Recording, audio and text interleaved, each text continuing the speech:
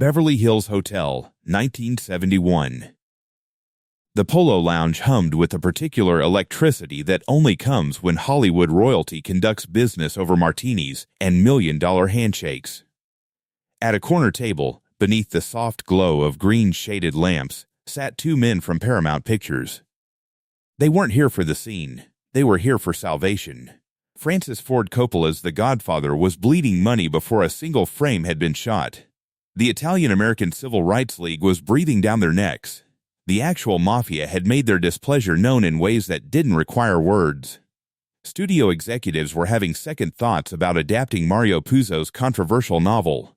They needed more than just a star. They needed armor. They needed someone so untouchable, so beloved, that his mere presence would shield them from the storm. They needed Dean Martin. He arrived exactly on time, because despite the drunk act, despite the rumors, Dean Martin was never late for anything that mattered. The tuxedo hung loose, the way it always did, like he'd been born wearing it. The smile was there, that half-amused, half-distant expression that had made him the king of cool. But in the soft light of the Polo Lounge, away from the stage lights and the Vegas glitter, something else showed through. Intelligence. Watchfulness. The careful eyes of a man who had spent decades protecting something precious beneath the performance. The producers made their pitch with the desperate enthusiasm of men who knew they were holding a royal flush, but weren't sure the other player would stay in the game. The Godfather was going to be more than a movie. It was going to be a cultural earthquake. They had Marlon Brando. They had this kid Al Pacino who nobody knew yet, but who had something special. And they had the perfect role for Dean, Johnny Fontane, the crooner with mob connections, the singer who owed his career to the family's intervention. The irony wasn't lost on anyone in the room. Johnny Fontane was whispered to be inspired by Frank Sinatra himself, Dean's closest friend, his partner in the Rat Pack mythology that had defined American cool for a generation. The role would let Dean wink at the audience, play with the rumors that had followed him and Frank for years. It was meta-theater of the highest order, and it would cement Dean's dramatic credentials forever.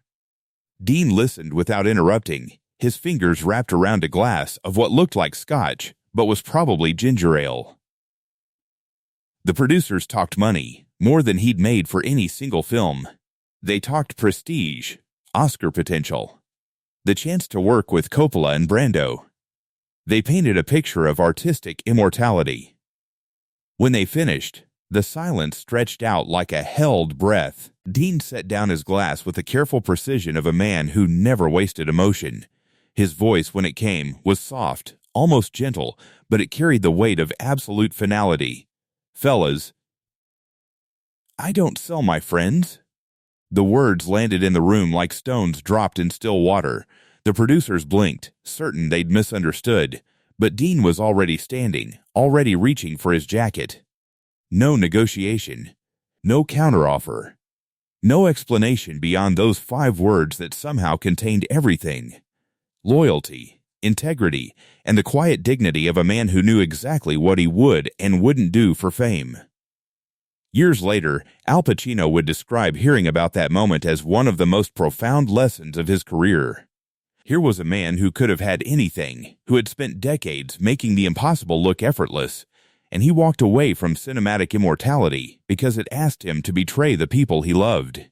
Dean Martin spent his life making the difficult look easy, but stories like this reveal the heavy cost of that cool. If you want to keep the memory of the true Rat Pack alive, consider supporting the channel by buying me a coffee using the link in the description.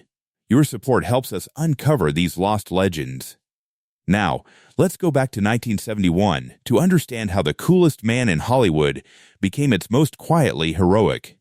By 1971, Dean Martin wasn't just a man, he was a mood that America tuned into every Thursday night. 13 million people watched him slide down that fire pole, cigarette in one hand, tumbler of amber liquid in the other, stumbling through sketches with a half-smile that suggested he knew the punchline to a joke the rest of us were still trying to understand.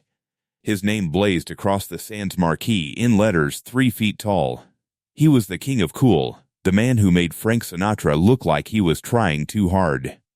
But the greatest performance Dean Martin ever gave wasn't on any stage or screen. It was convincing the world he was an open book when he was actually a fortress. The scotch in those television tumblers was apple juice, a golden prop for a golden boy. The stumbling gait was a dancer's calculated misstep, choreographed as carefully as any ballet. Dean Martin was often the only sober man in the room, watching Hollywood's chaos with the sharp, detached eyes of someone who'd learned early that loud men were usually the weakest. While the rest of the Rat Pack chased sunrises, Dean went home to silence, to a chair by the window, to Montaigne and Italian and landscapes painted in a garage studio his children weren't allowed to mention in interviews. The drunk act had started as protection, a brilliant shield that kept the world at arm's length. If everyone thought you were tipsy, they didn't ask serious questions. They didn't probe for your soul. But somewhere along the way, the mask had become a cage.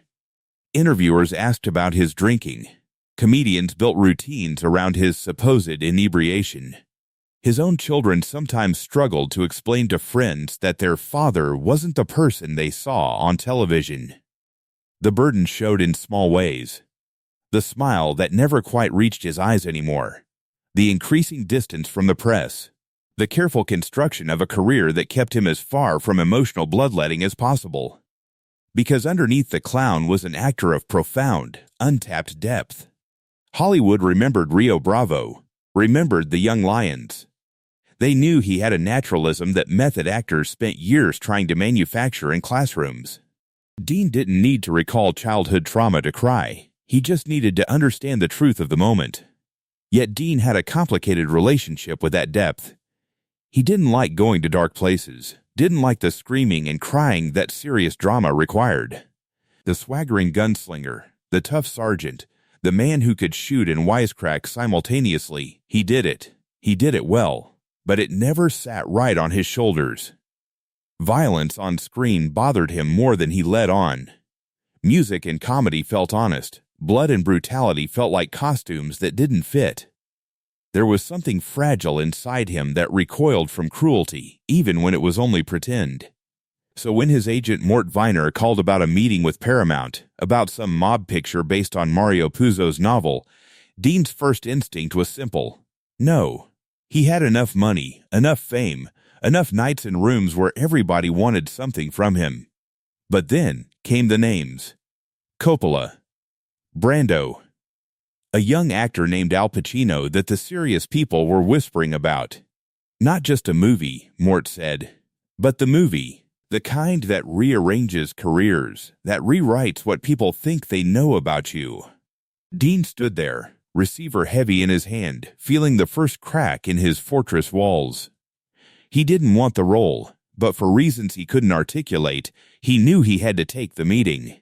The man in his window's reflection wore no bow tie, no stage smile, just tired eyes measuring a crossroads no one else knew he was standing on.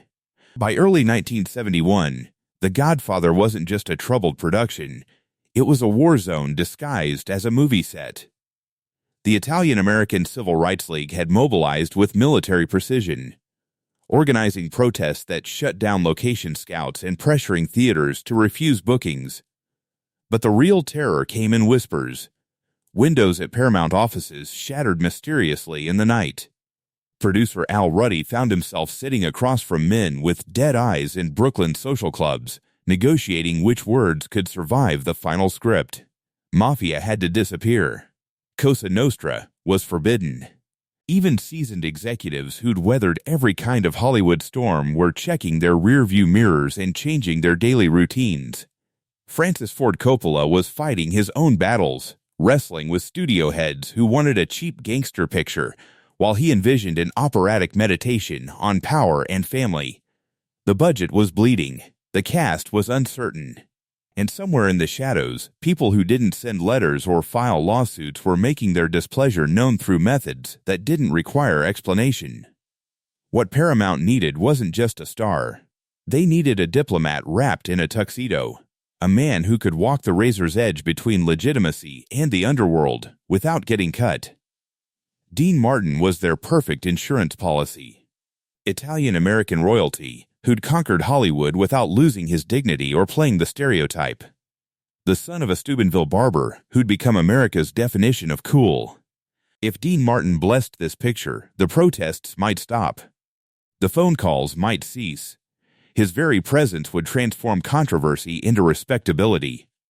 The role they wanted him for was Johnny Fontaine, and everyone from the Paramount mailroom to the back rooms of the Sands knew exactly what that meant.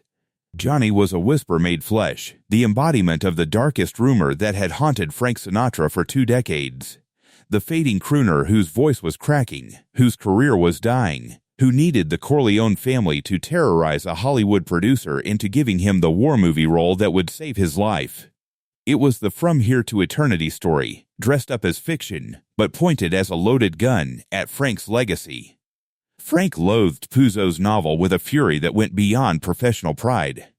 He'd reportedly threatened the author in restaurants, hired lawyers to prevent the film, watched his hard-won respectability reduced to a punchline about horseheads and mob favors. To Frank, Johnny Fontaine wasn't a character, he was a public execution, a permanent stain suggesting that his Oscar, his comeback, his entire resurrection from career death had been bought rather than earned. Dean understood this as he sat with the script, feeling the weight of what Paramount was really asking. They wanted him to step onto the biggest screen in Hollywood history and validate the lie. They wanted audiences to watch Dean Martin play the weak, mob-owned singer and nudge each other in the dark, whispering that it must be true if even Dean was willing to say it. The role would be cinematic gold, possibly Oscar-worthy, the dramatic showcase his talent deserved. But as Dean read the scene where the Godfather berates the weeping singer, he didn't see a statue. He saw Frank's face. He saw 20 years of Rat Pack loyalty, of brotherhood that had defined both their lives, of covering for each other when the world got too heavy. Tomorrow he would sit across from men who believed they were offering him the role of a lifetime. Instead, he was going to have to choose between artistic immortality and the honor of a friendship that meant more than any movie ever could. The script closed with a soft thud, and in the silence that followed, Dean Martin knew exactly what kind of man he was going to have to be. The Polo Lounge that afternoon felt like the inside of a secret handshake, all whispered power and unspoken understandings. The producers had chosen their corner table with military precision, where privacy met visibility, where anyone who mattered could witness them courting Dean Martin, but couldn't hear the desperation bleeding through their expensive cologne. They'd rehearsed this pitch like it was opening night, every word calibrated to appeal to the artist they believed lived beneath the drunk act. Dean arrived in that way he had of seeming both present and somewhere else entirely, gliding through the room as if the floor moved beneath him rather than him walking on it. Conversations dipped as people registered him, then rose again as they pretended not to stare. He shook hands with practiced warmth and settled into the leather banquet with the grace of a man who'd spent decades making difficult things look effortless. The waiter appeared as if conjured. Dean ordered what looked like scotch but wasn't, the golden liquid catching the afternoon light. The producers launched into their symphony of flattery and ambition before the ice had time to melt. They painted Coppola as a visionary who would elevate the gangster genre into art. Brando was returning to serious work after years in the wilderness. This kid Pacino had something electric, something that reminded people of the young Brando himself. They spoke for 20 minutes without breathing, terrified that if they stopped, he might walk away before they reached the crescendo. The money came next, figures that would have made most actors dizzy, more than a year of Vegas residencies. Then the artistic appeal, the Oscar talk that wasn't just flattery, but genuine possibility. They spoke about legacy, about how this role would cement his place in film history beyond the Rat Pack mythology, beyond everything that had come before. Dean listened without interrupting, his fingers wrapped around his glass, watching their mouths move but hearing something else entirely. He was hearing the echoes of late nights at the Sands, the clinking of glasses with Frank, the unspoken pact of a brotherhood that had survived divorces, scandals, and the changing tides of fame. He saw the Johnny Fontaine role for exactly what it was, a weaponized caricature designed to humiliate the man who was like a brother to him. These men in suits weren't asking him to act, they were asking him to become an accomplice in a public assassination of character. When they finally ran out of words, silence settled over the table like dust after an explosion. They leaned in, expecting negotiation to begin, waiting for him to ask for points on the gross or script approval. Dean took a slow sip of his not whiskey, placed the glass down with deliberate care, and looked at each of them in turn. There was no slur in his voice, no hint of the stage character they expected. His voice, when it came, dropped to that confidential register that made millions feel like his only friend, but now it carried the weight of absolute finality. Fellas, I don't sell my friends. The sentence hung in the air, simple and devastating. The producers blinked, their smiles freezing mid-expression. One stammered about artistic integrity, about how they could change the name, change the details.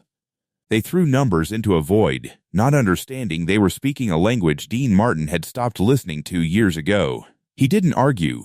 He didn't lecture them on loyalty. He simply stood, buttoned his jacket, and gave them a small, sad nod. Not anger, but pity for men who thought everything had a price tag. As he walked toward the lobby, leaving the most important script in Hollywood history untouched on the table, he passed a slight, intense young man with dark, searching eyes entering the hotel. Al Pacino. Nobody's legend yet. Their eyes met for a fleeting second in that marble no-man's land between obscurity and myth. Years later, when Pacino heard the full story of that afternoon, he would understand the coolest man in Hollywood wasn't the one who took the role. It was the one who refused it and never once asked for credit. The refusal moved through Hollywood like smoke, thin at first, then suddenly everywhere, seeping into every corner of the industry where power was traded and dreams were bought. At Paramount, they didn't repeat Dean's exact words. They never said, "I don't sell my friends." Instead, they spoke in the sanitized language of business, scheduling conflicts, creative differences, mutual decisions. But in a town built on gossip, the truth has a way of finding air. Agents whispered to assistants, assistants whispered to writers, and by the time the sun set over the hills, everyone from the studio mailroom to the back rooms of the Sands knew that Dean Martin had walked away from The Godfather without so much as a counteroffer. The initial reaction wasn't admiration. It was bewilderment bordering on contempt. Who turns down a role in what everyone could sense, even through the chaos, might be the film of the decade? The whispers started cruel and got crueler. He's afraid. He's washed up. He's too comfortable in his Vegas cocoon to handle real drama. The old dismissals came roaring back. He's not serious. He's just the drunk who croons and smirks. The guy you put on television to charm middle America, not the actor you trust with Shakespeare in the streets. None of them understood what kind of line Dean had drawn in the sand. None of them could comprehend a man who measured success by what he wouldn't do rather than what he would. Paramount scrambled with barely concealed panic. The Johnny Fontaine role wasn't large, but it was symbolically crucial. The thread that would weave authenticity through Coppola's operatic vision. They needed someone who could survive the blast of playing the rumor made flesh. Al Martino eventually landed the part, but not without a fight that revealed the production's continued chaos. Martino had to call on his own connections, men who didn't keep regular office hours, just to secure a role that Dean had refused with 5 quiet words. The irony was almost too perfect. They'd wanted Dean to play the whispered story about Frank, and instead cast someone for whom those whispers were biographical fact. While cameras rolled on darkened New York streets and The Godfather began its transformation into a cultural earthquake, Dean continued his residency at the Sands, stepping onto that familiar stage each night as if nothing had changed. The band hit the opening notes. The audience roared their recognition. He smiled that half-amused smile, made a joke about being drunk already, and slid into Everybody Loves Somebody like the world was simple and safe. But something had shifted in the ecosystem of American entertainment, and Dean Martin had chosen to remain on his side of the divide. Frank Sinatra heard the story the way important news always traveled in their world, third hand, casually mentioned at a party by someone who assumed he already knew. Frank didn't react visibly, didn't demand details or make threats. But those who knew him well noticed the change. The way his jaw set differently when Dean's name came up, the brief moments where his eyes went somewhere distant and grateful. Frank had built his entire second act on the principle that you never showed weakness, never let them see you bleed. Dean had protected that carefully constructed invulnerability without being asked, had walked away from cinematic immortality to preserve a friendship the world didn't even know was under attack. The Godfather exploded into theaters in March 1972 like a cultural supernova, rewriting the rules of American cinema and creating a new definition of cool that was darker, more complex, more psychologically brutal than anything the Rat Pack had ever offered. It made Pacino a star, won Oscars, printed money, and established a template for serious filmmaking that would dominate the decade. In doing so, it created two parallel universes of American entertainment: the new, gritty realism of method actors and moral ambiguity, and the old, elegant world that Dean represented, where style mattered more than psychology, and grace trumped authenticity. By refusing to cross over into the new era on terms that compromised his integrity, Dean had inadvertently preserved the purity of his own legend. He remained untouched by the cynicism that The Godfather brought to the American dream, a relic of a more innocent time when entertainers could be both cool and kind. Al Pacino, watching this cultural shift from his sudden perch atop Hollywood's new hierarchy, never forgot that brief moment in the Beverly Hills hotel lobby. As his own star ascended and he found himself surrounded by people desperate for fame at any cost, the lesson of Dean Martin became a private touchstone. Here was a man who already had everything proving that the only real power an actor possesses is the ability to say no. It was a masterclass in dignity that Pacino would carry through decades of his own battles, with an industry that confused compromise with sophistication. Years later, at a small gathering where the Rat Pack had been reduced to a handful of aging men sharing memories in a dim room, Frank raised his glass to Dean with a look that communicated everything words would have diminished. The others took it as another toast in a lifetime of toasts, but Dean understood. He simply nodded once, the conversation complete in silence, content in the knowledge that the best performances are the ones the audience never sees. And the greatest reviews are written in the grateful eyes of the people you refuse to betray. The Godfather Refusal wasn't Dean Martin's first act of quiet rebellion against an industry that confused compromise with sophistication.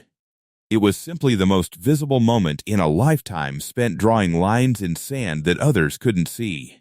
For every role the world watched him accept, there were 3 he turned down in private, decisions made not in boardrooms or with agents, but in the silence of his own conscience, where the only audience that mattered was the man looking back from the mirror. The pattern had been there from the beginning, woven through his career like a hidden thread that only became visible when you stepped back far enough to see the whole tapestry. When studios in the 1950s wanted him to perform in segregated venues, there were no press conferences, no dramatic stands. Dean simply didn't show up unless Sammy Davis Jr. could walk through the front door, stay in the same hotel, be treated with the same dignity. He never spoke about these moments publicly, never claimed credit for integration or civil rights progress. The performance was in the invisibility, in the quiet understanding that some things mattered more than applause. The roles he refused could have filled another man's entire career. War pictures that required him to play cowards who abandoned their men. Comedies that demanded he humiliate his partners for cheap laughs.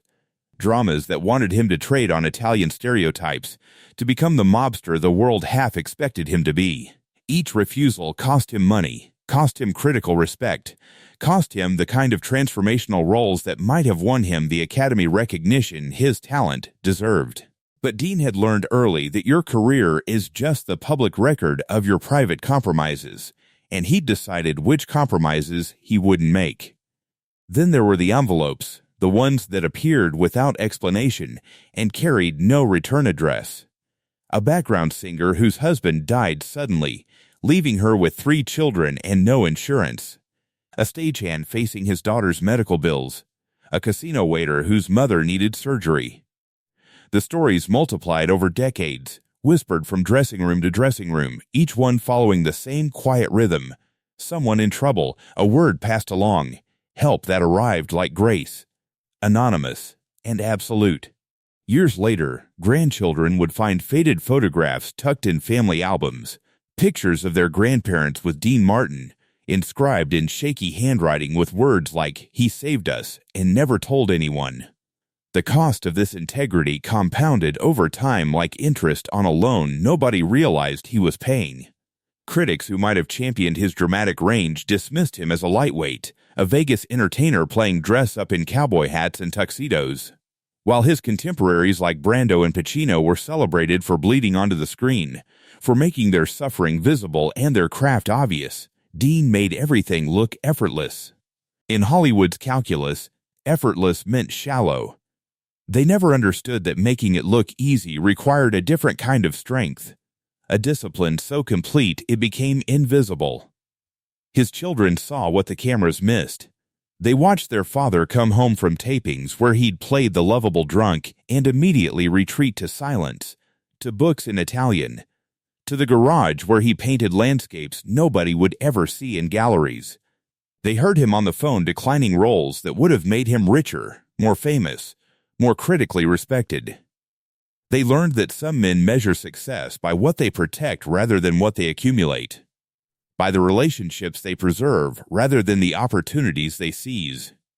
This philosophy created ripples that moved through Hollywood in ways that are only now being understood. A quiet network of performers began to recognize each other in the spaces between takes, in the moments when scripts were declined and dignity was preserved. The star who turned down the blockbuster because the script was racist. The comedian who walked away from the sitcom that required cheap shots at women. The character actor who refused to play the terrorist stereotype even when his agent begged. They'd all heard the Dean Martin stories, understood that the power to say no was the ultimate luxury, and he was its most consistent practitioner. The irony of his legacy became profound over time. For decades, the world remembered him as the man with the drink in his hand, the carefree playboy who didn't take anything seriously.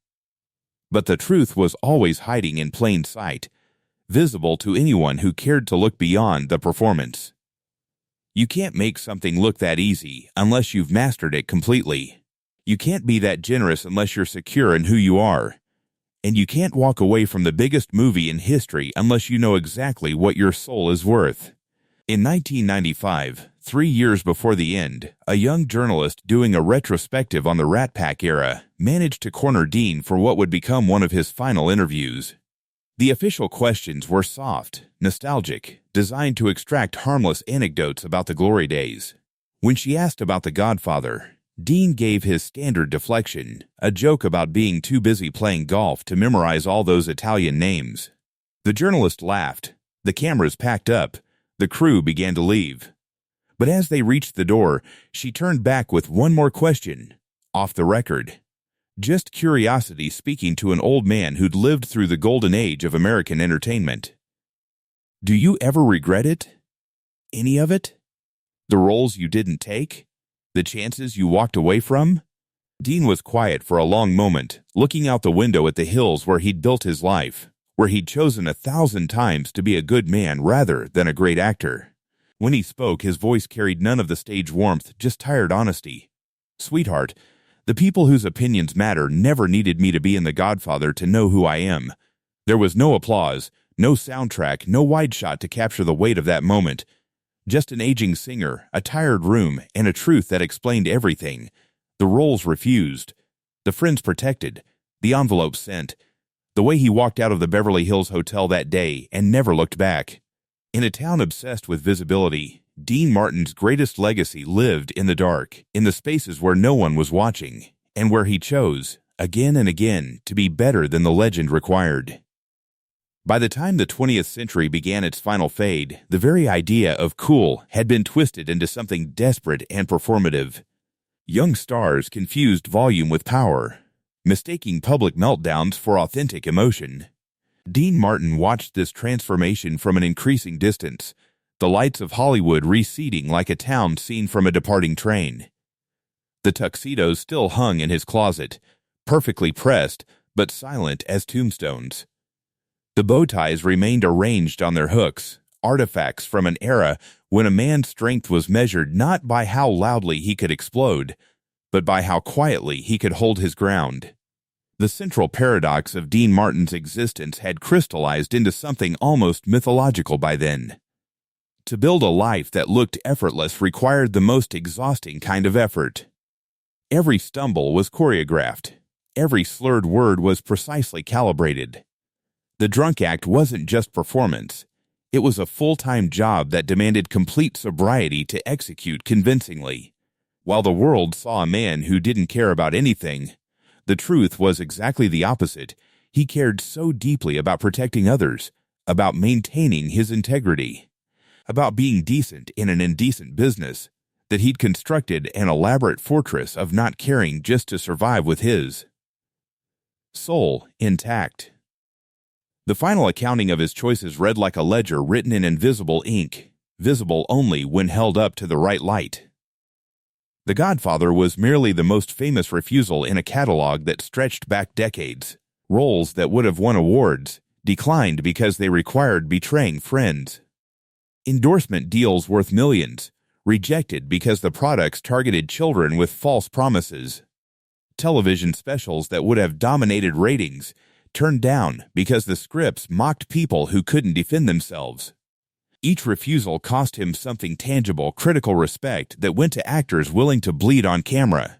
Legacy-defining roles that became someone else's Oscar moment. The kind of late-career renaissance that transforms entertainers into elder statesmen of their craft. When he died on Christmas morning 1995, the obituaries arrived predictably shallow, mourning the Rat Pack legend and the man who made drinking look like entertainment. They celebrated the partnership with Jerry Lewis, the television show that defined an era, the Vegas residencies that printed money. But what was missing from those tributes was the architecture beneath the charm. The countless moments when Dean Martin chose character over celebrity and walked away from opportunities that would have made him richer, more famous, more critically acclaimed. The people who understood the real story gathered quietly at the funeral, away from cameras and reporters. James Caan appeared among the mourners, his presence confusing journalists who recognized him but couldn't understand why Sonny Corleone would be grieving Dean Martin. But Caan had heard the Beverly Hills Hotel story years earlier from someone who'd been in the room. He understood what Dean had protected by walking away from the Godfather, the friendship he'd chosen over immortality. At the reception, he found Dean's son Ricci in a quiet corner and offered a verdict that history had missed. "Your father made the right choice," Caan said softly, his voice carrying the weight of someone who'd lived through Hollywood's machinery and seen it chew up better men. "The Godfather made me famous, but what he did that day made him something better than famous. He stayed himself." The son nodded, unsurprised, because he'd grown up watching his father make those choices repeatedly, in headline moments and invisible ones, in decisions that shaped careers and decisions that nobody outside the family would ever know about. Dean Martin had taught his children that integrity isn't a single dramatic stand. It's 1,000 quiet refusals, a lifetime of choosing who you want to be over who the world wants you to become. The story ends where it began, in the silence between applause and exit, in the space where real decisions are made away from spotlights and cameras. Dean Martin's greatest performance wasn't on any stage or screen. It was in those moments when he chose between advancing his career and sleeping peacefully at night, between the role that would win awards and the friendship that meant more than gold statues. Some men are remembered for the roles they played. Dean Martin achieved something infinitely rarer. He's remembered for the roles he refused, for the moment when he looked Hollywood's greatest opportunity in the face and decided some things simply weren't for sale. In a business designed to consume souls and manufacture celebrities, he proved that the ultimate act of rebellion was staying human, staying kind, staying loyal when nobody was watching. The coolest man in Hollywood chose to be the most principled, and in doing so kept his soul intact while everyone else was trading theirs for applause.